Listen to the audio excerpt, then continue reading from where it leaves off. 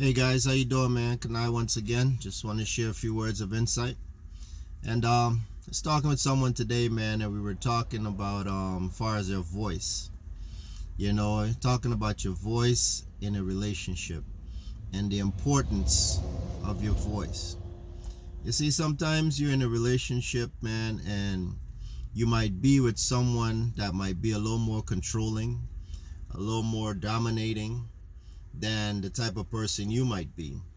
And because you might not be that way, or you might choose not to be that way, somehow by you accommodating, that aggressiveness or that one sided way of thinking on the other person's part, you tend to suppress your voice. You tend to bite your tongue. You tend not to say how you truly feel.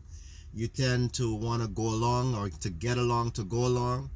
You tend to accommodate things that makes you uncomfortable or things that you don't agree with. And all these things, as you constantly do it over a period of time, what happens, you end up becoming someone else, to make the person that you're with happy. And what end up happening there is that you end up losing yourself in the process. You end up losing yourself because you end up losing your voice. You keep your voice, you internalize everything that you feel, and you have to find a mental space of coping, to deal with that individual. Because if you was to open your mouth and say what is it you truly feel, it might cause them to respond in a manner that, you don't want things to escalate, and for that reason, I get it. Sometimes it's best to bite your tongue or sometimes to keep silent. But doing it over a period of time to where you end up losing yourself becomes unhealthy. It becomes unhealthy for that relationship anyway, because you end up building resentment towards that person. You end up losing yourself in the process to become someone else, to accommodate the person that they want to see, or the person that they want you to be, to accommodate their insecurities. And I just want to say, man, that, in order to start living, you have to recognize all these traits about yourself and these things that is causing you to live a mundane life, to where you just go through the motion, or when you're around this particular individual, you just have to become someone else, and you end up losing yourself, and you kind of acting like a zombie where, you're just going through the motion. It's like you're not even present. And if you are present, it's short-lived, because now you have to go back into your cocoon so that this other person can come out in order for you to have peace.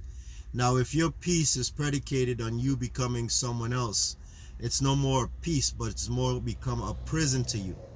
Okay, your home now, instead of becoming a safe haven, it becomes barriers that keeps you now captive, to the circumstances that you might having to deal with. So in order to change this, you have to let your voice be heard. You have to let the other person know exactly where you stand, and be honest with yourself. Because in order to start loving yourself, you have to recognize that your voice have a meaning. Your voice is your identity. And if you lose your identity, then you don't know who you are. You become a product of someone else's imagination or their desires. Okay, so start loving yourself, man. Today, start speaking up for yourself, expressing how you feel.